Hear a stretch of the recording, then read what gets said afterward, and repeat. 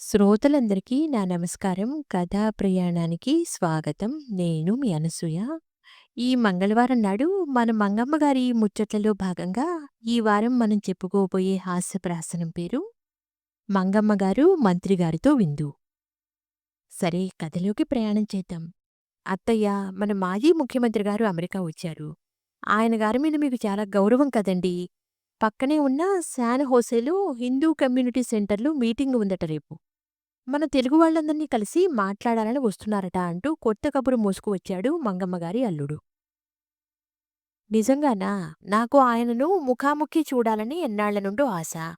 మా స్నేహితురాలు వాగీశ్వరి వాదిళ్ళ ఒకసారి మంత్రిగారితో మాట్లాడి మరీ వద్దామని మీటింగుకి తీసుకువెళ్ళింది గాని, వేల జనాల మధ్య మమ్మల్ని ముందుకు పోనివ్వలేదు పోలీసులు. ఇంతకీ రేపు మనం ఆయన గాని చూడ్డానికి వీలవుతుందా? చిన్నపిల్లలా సంబరపడిపోతూ అడిగారు మంగమ్మగారు. రేపు శనివారం కదా అత్తయ్య, సెలవే, తప్పకుండా వెళ్దాం. భోజనాలు కూడా ఏర్పాటు చేస్తున్నారట గుళ్ళో. అక్కడే తినేసి వచ్చేయవచ్చును నమ్మకంగా చెప్పాడు అల్లుడు.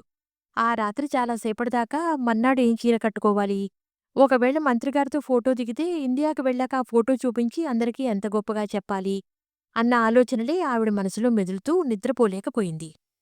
వచ్చేది అమెరికా కదా! అందరూ ఫ్యాషనబుల్‌గా నాజూకు చీరలు, నగలు పెట్టుకుంటారని పెద్ద జరీ బార్డర్ చీరలు, పట్టు చీరలు తెచ్చుకోకుండా అన్నీ సింపుల్‌గా ఉండేవి తీసుకువచ్చాను. బుజ్జినడిగి పట్టు చీర ఇప్పించుకుని కట్టుకుంటే సరిపోతుంది అనుకుని ఎలాగో సర్దుకుంది మనసును. నిద్రపోయే ముందు ఆవిడ మనసులో వాగీశ్వర్య వాదిళ్ల మాటలు మెదిలాయి. ఆయన గారికి అంత కావలసిన మనిషి తనకు స్నేహితురాలు కదా! తనకు ఆ మాత్రం స్పెషల్ ట్రీట్‌మెంట్ దొరకదా ఏమిటి? ఈ దెబ్బకు మామ, అల్లుళ్ళిద్దరూ తన పరపతి ఏమిటో గ్రహిస్తారు అనుకుంటూ ఎప్పటికో నిద్రపోయిందావిడ. మర్నాడు తొందరగానే బయలుదేరి వెళ్లారు మీటింగుకు ముందు వరుసలో కూర్చోవచ్చునని. తన మనసులో ఉన్న ప్లాన్ ఎవరికీ చెప్పలేదు మంగమ్మగారు. ఎంత ముందుగా వెళ్ళినా మొదటి వరుసలో 4 నిండిపోవడాన ఐదో వరుసలో కూర్చున్నారు మంగమ్మగారి కుటుంబం. తను పట్టుచీర కట్టుకుని రావడమే కాక మనవరాల్ని పట్టు లంగాలో ముస్తాబు చేసి తీసుకువచ్చిందావిడ. మంత్రిగారితో దిగిన ఫోటోలు స్నేహితులకు చూపించేటప్పుడు కాస్త గ్రాండ్‌గా ఉండాలి కదా అన్న ఆలోచనతో. అన్న ప్రకారం 6 గంటలకల్లా మంత్రిగారు ఇచ్చేశారు. ఆయన సభాసదులకు నమస్కారం చేసి విజయ సంకేతంగా చేయి పైకెత్తి వీగుర్తు చూపగానే హాలంతా చప్పట్లతో దద్దరిల్లింది. తనకు అలవాటైన పందాలు ఆయన తెలుగు తమ్ముళ్లను, ఆడబడుచులను ఉద్దేశిస్తూ ప్రసంగం మొదలుపెట్టారు. మధ్యలో అలవాటుగా చూపుడు వేలు చూపిస్తూ ఒకే రకమైన టోన్‌లో మాట్లాడుతూ అందరి వైపు నిశితంగా చూస్తున్నారు. మంత్రిగారి దృష్టి తన మీద పడినప్పుడల్లా పరిచయం ఉన్న మనిషిలా చిరునవ్వు చిందిస్తున్నారు మంగమ్మగారు. అవును మరి, వాగీశ్వరి వాదుల ద్వారా ఆయన గురించి, కుటుంబం గురించి ఎన్ని విశేషాలు విన్నదావిడ. మంత్రిగారు ఉపన్యాసం ముగియగానే ఆయనకు సన్మాన సత్కారాలు, అభినందనలు అందించారు. ఆయన ఎన్నో ఆశలు పెట్టుకున్న ఎన్ఆర్ఐ తమ్ముళ్ళు. అసలు హడావుడి ఆ తర్వాత మొదలైంది. అందరికీ భోజనాలు ఏర్పాటు చేశామని, తృప్తిగా తిని వెళ్లాలని స్వయంగా మాజీ ముఖ్యమంత్రి గారే చెప్పాక, బాగుండదన్నట్టు హాల్లో వెనగ్గా కూర్చున్న వారంతా ఒక్కొమ్మడిగా డైనింగ్ హాల్ వైపు దారితీశారు. మంత్రిగారు వెళ్ళడానికి లేవగానే ముందు వరుసలో వాళ్ళు ఆయన దగ్గరగా వెళ్లి మాట్లాడాలని, కరచాలనం చేయాలని ముందుకు తోసుకుని రావడం మొదలుపెట్టారు. అయినా మంగమ్మగారు ఎలాగో అంతమంది మధ్యలో నుండి దూరి ముందుకు వెళ్లి ఆయనకు దగ్గరగా వెళ్లి నిలబడింది. ఎవరితోనో మాట్లాడుతున్న మంత్రిగారు దగ్గరగా వచ్చిన ఆవిడ వైపు యాదాలాపంగా చూశారు. నమస్కారమండి, మాది కర్నూలు. మీ దగ్గరి బంధువు వాగీశ్వరి వాదిళ్ళ నాకు చాలా దగ్గర స్నేహితురాలు. మిమ్మల్ని ఇండియాలోనే పరిచయం చేస్తానంది గాని వీలు పడలేదు. అప్పుడు మీరు ముఖ్యమంత్రిగా ఉన్నారు. ఎక్కడికెళ్ళినా జనం. ఇలా అమెరికాలో మిమ్మల్ని కలుస్తానని కల్లో కూడా అనుకోలేదు అంటూ గుక్క తిప్పుకోవడానికి కాస్త ఆగారు మంగమ్మగారు. తప్పించుకునే మార్గం కోసం చూస్తున్నారు మంత్రిగారు. అంతలో కూతుర్ని, అల్లుణ్ణి, మంగపతి గారిని మాజీ ముఖ్యమంత్రి గారికి పరిచయం చేయాలని గుర్తొచ్చి వాళ్ళ వైపు చూసి దగ్గరికి రమ్మన్నట్టుగా సైగలు చేసిందావిడ. వాళ్ళు ఎలాగో త్రోసుకుంటూ ముందుకు రాగానే మా వారు, మా అమ్మాయి బుజ్జి, అల్లుడు, వాళ్ళ పాప అంటూ పరిచయం చేసిందావిడ. అంతలోనే ఫోటో తీయమంటూ అల్లుడికి సైగ చేసి చెప్పింది. అతడు తన కేమ్ కార్డని పక్కనున్న వ్యక్తికి అందించి తమందర్నీ మాజీ ముఖ్యమంత్రి గారితో ఫోటోలు తీయమని రిక్వెస్ట్ చేసి బుజ్జి పక్కన కూతుర్ని ఎత్తుకుని నిలబడ్డాడు.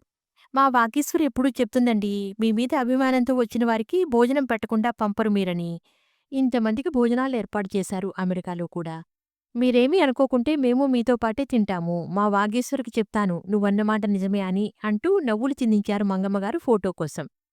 తప్పించుకోవడానికి దారి దొరకని మంత్రిగారు, మా భోజనం మరొక చోట ఏర్పాటు చేశారు. మీరక్కడికే రండి అంటూ పక్కనున్న పిఏ వైపు చూశారు. ఆ 5 స్టార్ హోటల్లో మంత్రిగారితో విందుకు వచ్చిన వారంతా తలకు $200 కట్టినవాళ్లే. ఒక్క డాలర్ ఖర్చు లేకుండా మంత్రిగారితో విందారగించి ఇంటికి తిరిగి వస్తుంటే మంగమ్మ గారికి కొండెక్కినంత ఆనందంగా ఉంది.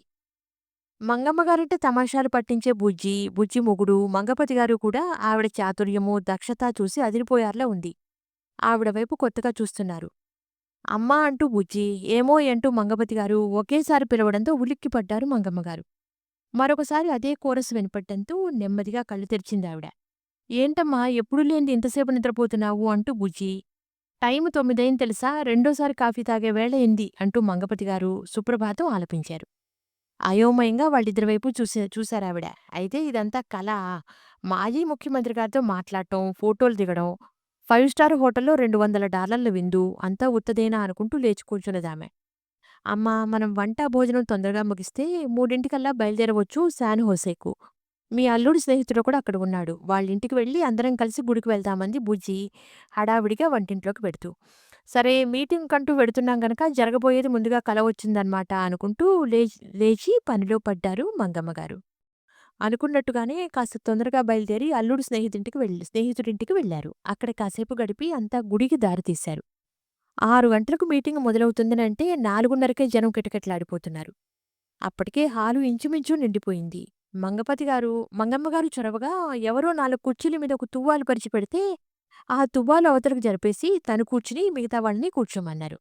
అదిగో శాన్ ఫ్రాన్సిస్కోలో బయలుదేరారట. ఇదిగో శాంటా క్లారాకి వచ్చారట. కాసేపట్లో ఇక్కడికే వచ్చేస్తున్నారట అంటూ కబుర్లు అందుతూనే ఉన్నాయి జనానికి. టైము చూస్తే 8 దాటుతోంది. అందరూ వెళ్లి భోజనాలు చేసి వచ్చేయమని విజ్ఞప్తి చేశారు సభా నిర్వాహకులు. 5 స్టార్ హోటల్లో మాజీ ముఖ్యమంత్రితో డిన్నర్ మాట ఎటున్నా, ఇక్కడ భోజనం కాస్త అయిపోతే ఇంటికి వెళ్లి వండుకోవాలి అనుకుంటూ కూతురితో పాటు డైనింగ్ హాల్‌కి వెళ్లారు మంగమ్మగారు. వెళ్ళిన వాళ్ళకల్లా ఒక డబ్బా అందిస్తున్నారు డైనింగ్ హాల్‌లో.